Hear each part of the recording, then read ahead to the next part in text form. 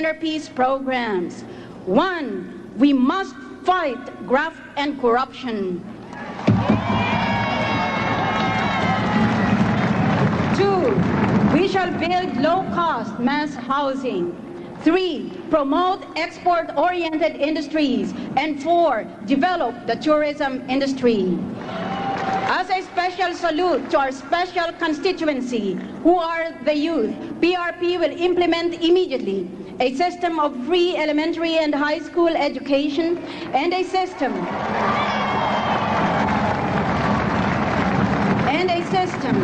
of student loans, scholarships, and subsidies to poor but deserving students. And we shall reform the academic curricula in order to assure our young graduates of skills that are demanded by the job market. In presenting our 4 planks of our platform and our program of government as detailed in our party primer, we are engaged not only in a campaign but also in a crusade. We seek to energize the national character.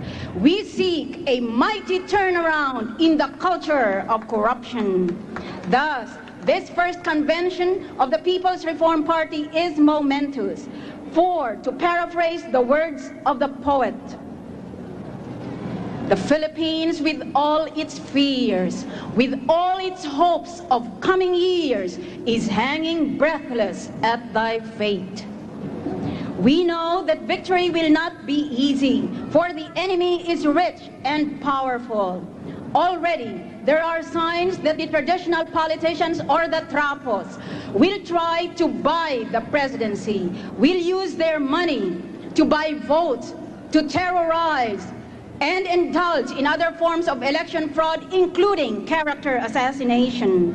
The opponents are boasting that in a battle, on the one hand between popularity and on the other hand with machinery, graft and corruption will win again.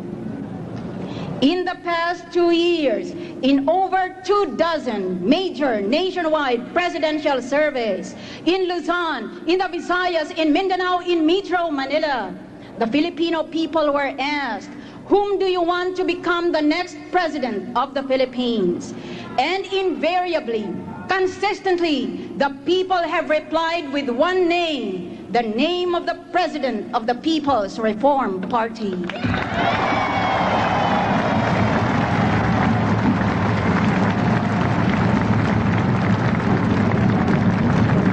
But the trapos do not get the message. They mock and they ridicule me and those who voted for me in the presidential surveys. Sabi nila, ang lakas naman ng loob ni Miriam tumakbo, wala naman siyang pera, wala naman siyang makinaryang pandaraya. Ganun pa man, sa mga presidential surveys, ang nakukuha nating grado ay mga 56%. Samantalang ang mga nagsasabing yan, ang nakukuha nilang grado ay 2% o 4%. Yan ang mga gagong talagang walang konsyensya. Sabi nila, ano sa amin kung number 1 sa presidential survey si Miriam? Ano sa amin kung ano ang gusto ng mga kabataan o ng mga mahihirap? Pinagmamalaki nila na marami daw silang pera at ang dunong nila sa pandaraya.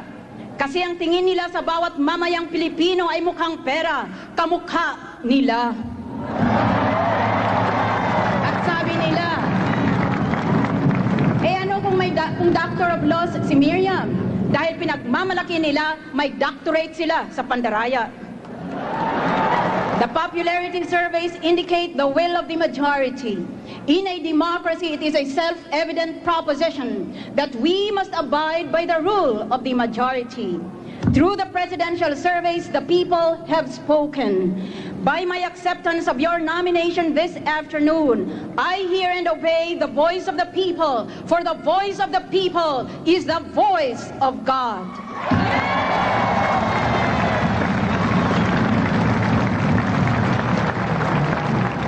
I warn the politicians in the strongest terms. Do not threaten me with your projected bribery, cheating, or even black propaganda. I shall run for president, or I shall die in the attempt.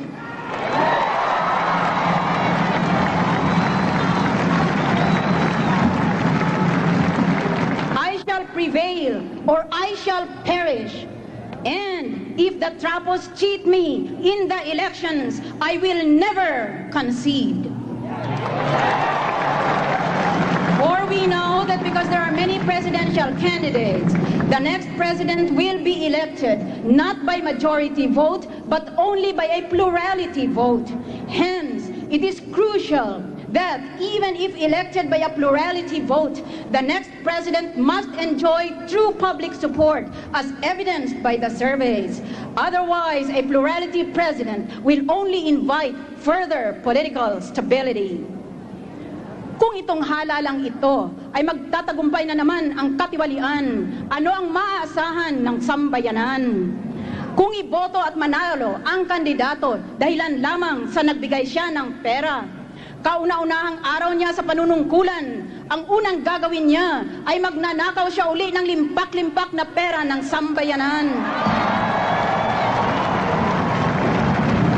If we vote for a presidential candidate because he has given us money, or he has promised us an appointment or a promotion in public office, or some lucrative public contract, we would have helped to perpetuate a vicious cycle of graft and corruption in Philippine society. Wala nga akong may tumbas sa pera ng aking mga kalaban. Dahil maski ganitong hamak lamang akong tao, may pagmalaki ko, hindi kamukha ng mga kalaban ko. Akong tao, hindi nagnakaw ng pera ng gobyerno.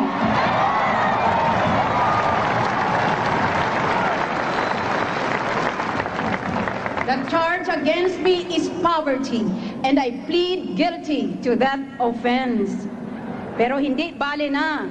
Maski ganyang wala akong pera, masasabi ko sa aking mga kababayan, hindi ko sinanla ang kaluluwa ko at kailanman hindi ko isasanla ang bansa ko.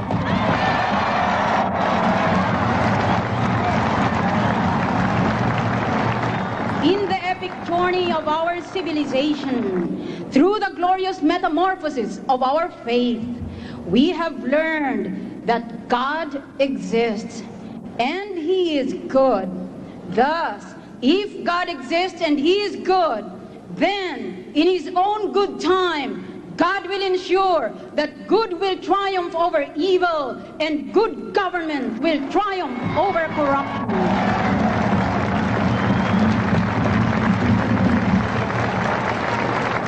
The skeptics say that to fight graft and corruption in the Philippines is mission impossible.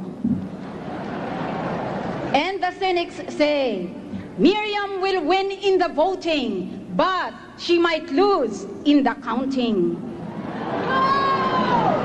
I defy my enemies. Hindi ako takot at lalabanan ko itong mga gagong ito.